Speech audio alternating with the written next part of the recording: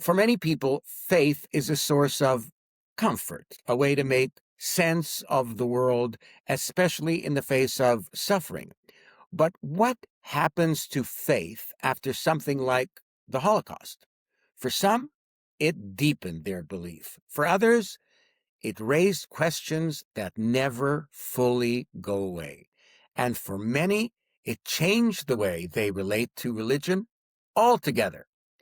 But what does faith look like in the aftermath of unimaginable loss? And how do the children and grandchildren of survivors navigate belief, doubt, and identity today?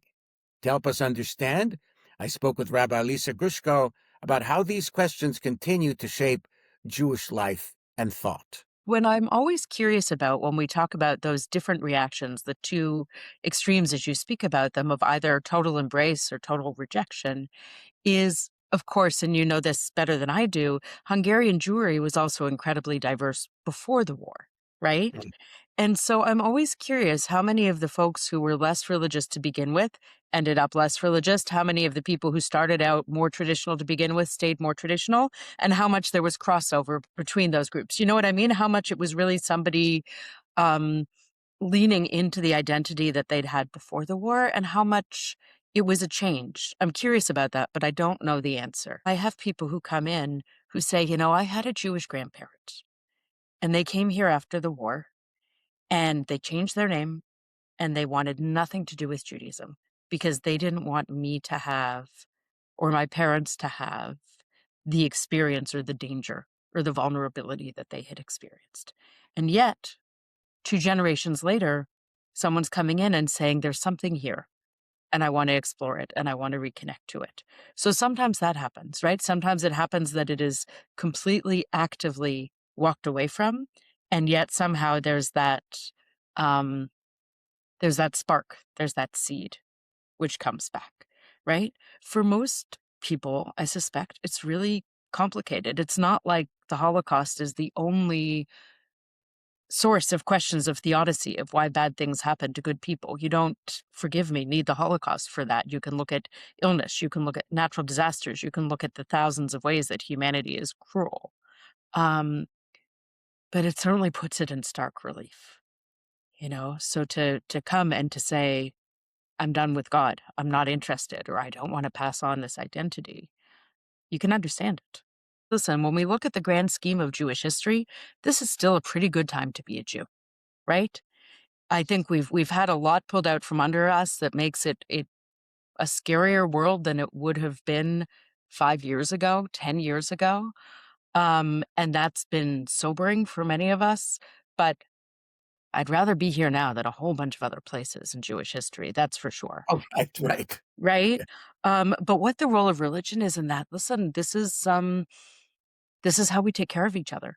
This is how we have a sense of covenant and connection to God, that we are part of something better. And, the piece that we don't always like to acknowledge is that when you're part of a bigger story, sometimes you don't come in at the best part, right? Or you're not Right. there for the best part. So you think about even Moses, right? Even Moshe Rabbeinu didn't get to set foot in the promised land, but got all those wilderness years, all the fetching, all the fighting with Pharaoh, everything else. Like, who am I to say that I should just get the good part of the story? Right. Right. And so religion, it gives us a context, a framework, it gives us comfort, it gives us connection, it gives us ways to do things that are meaningful. Because I think that one of the worst things in the face of loss and grief and evil is a loss of agency or a lack of agency to say, it doesn't matter what I do, I can't make a difference. And I think that Judaism, one of the core pieces of what it is to be Jewish is not to give up on that, right? And to find the ways in which we can make a difference and make meaning and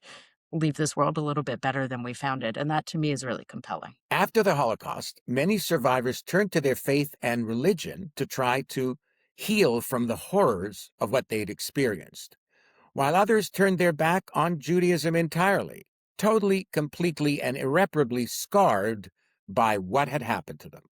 I had the chance to speak with Stacy Seltzer, a third-generation survivor whose own grandparents both walked away from the Holocaust with completely different approaches to their faith.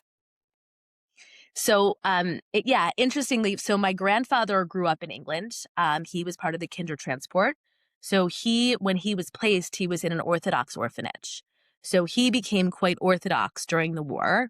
And my grandmother, I'm not sure that she really believes in God after everything that she went through. And so they came at a marriage with very different beliefs. And so I took more to my grandfather's side and have become, more religious in that traditional way. But just love family holidays and being together for celebrations. I'm in a room right now where all the Passover stuff is ready for the Seder. I'm going to have that entire side of the family will be coming. There's, I think, 25 of us.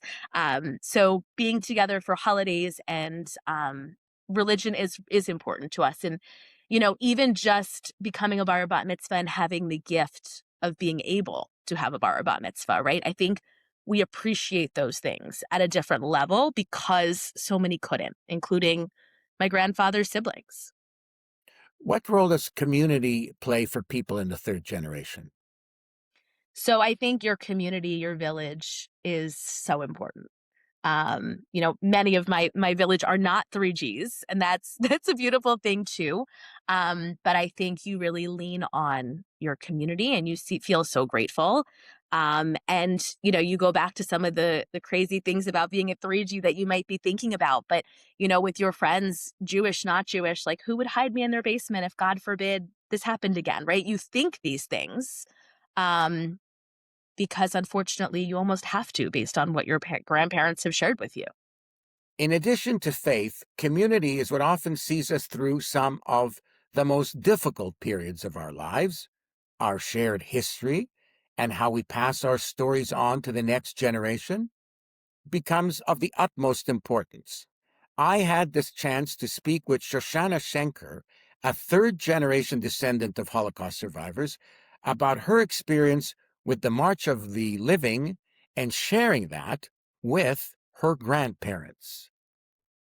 So I can say that it started back in my childhood, but it really started to grow as I got older and I was able to politely ask more questions. Um, and then, of course, as you get older and we're learning about Holocaust education in school, and I was fortunate enough to go on the March of the Living when I was 16. And this is amazing. This I remember very clearly.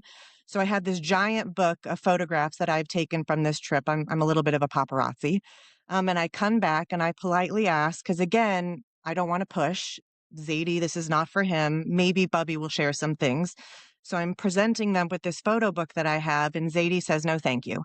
And we're flipping through it, and one of the camps we got to see was Auschwitz. And there's pictures of all these barracks lined up as they still were. And Bubby points to one of them and says, that's mine. That's where I was. And so, so for a 16-year-old to really have that connection right there, that this woman who survived this incredible atrocities, and she's pointing to where she was tortured and where she slept with her two sisters and how she lost her entire family and how Zadie lost almost his entire family. That's when it really set in for me, and it became very tactical then. Instead of just these ideas, this is what happened to our family, these are pictures, these are videos, these are stories. No, Bubby is showing me where she was in this death camp. And it was just, it was a big moment for me. I'll never forget that.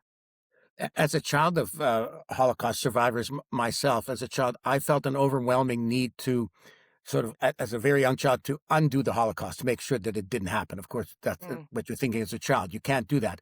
So the Yeah. second best thing, the conclusion that I came to as a kid was, um, protect them. Like, do what you can to protect them. Did you find that your parents were like that to your grandparents, like very protective of them? Like, were you in any way protective of your grandparents? So yes, but I think in a little bit of a different way. Obviously, we all have tremendous love, right, for our grandparents, our family members. We're very cognizant of what they've been through now. We can really have some more sympathy, understanding more of what happened. So in my profession, I feel like is the way that I've really been able to protect them in a different way. I'm a writer and an editor, and it's sort of become a mission as I graduated college and became a professional to get these stories documented. Right. So as much as Bubby and Zadie were able to share, and piece together from other parts of the family. I have that in writing. She's also, thank goodness, a little bit of her story is in a book that was published here in Memphis. Let me grab it really quick. She's in this book. And so at least her story is published in print here. And then I've been so incredibly fortunate to interview several Holocaust survivors and put their life story in writing, self-publishing or on Amazon or anywhere. So I feel like my protection is to put their words in writing and get them out there documented. And that's how I see that. If you liked what you heard today, please be sure to rate, follow, or subscribe to Chosen for What, wherever you get your podcasts, to make a donation or to learn more about the Foundation for Genocide Education. Visit their website at gened.org. Don't worry, the link can be found in the show notes. For the Foundation for Genocide Education, I'm Tommy Schnurmacher. Until next time.